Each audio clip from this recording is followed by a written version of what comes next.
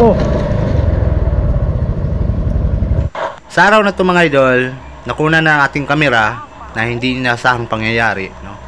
So, itong araw na to ay galing ako sa Alabang, dito ako sa may Sipag Villar Road, tagos ng SM Molino, no? So, mag-aatid ako ng bonus ng mga tao nito papuntang site.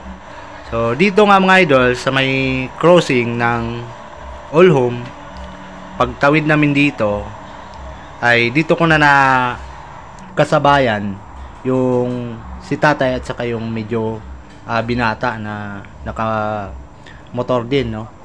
Pagtawid namin dito mga idol, so nagkasabay na kami dito. Ayan si tatay at saka yung binata. Pagkatapos natatawa ako dito kay tatay dahil yung pormahan niya kapag nag-drive, pang bangkingan talaga, no?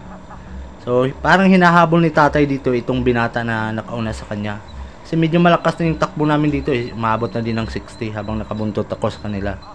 Kahit dito sa may mga paliko, kahit may lubak ay bumibirit si tatay, parang hinahabol niya tong nakauna sa kanya na nakamotor din na binata.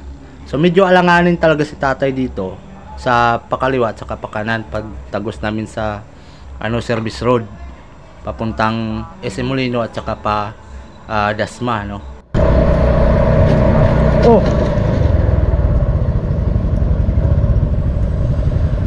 Tandahan lang tayo. So ito nga yung slow-mo ng ating video mga idol. So nag-aalangan si tatay pakanan or pakaliwa. So sinundan niya kasi yung binata, no, na dumaan sa kanan. Pero medyo alanganin na yung pagkabig niya, kaya sumabit talaga siya sa gutter. Pero awa naman ng Diyos, hindi gaano kalala yung sugat niya at hindi naman gaano kalala din yung damage ng kanyang motor.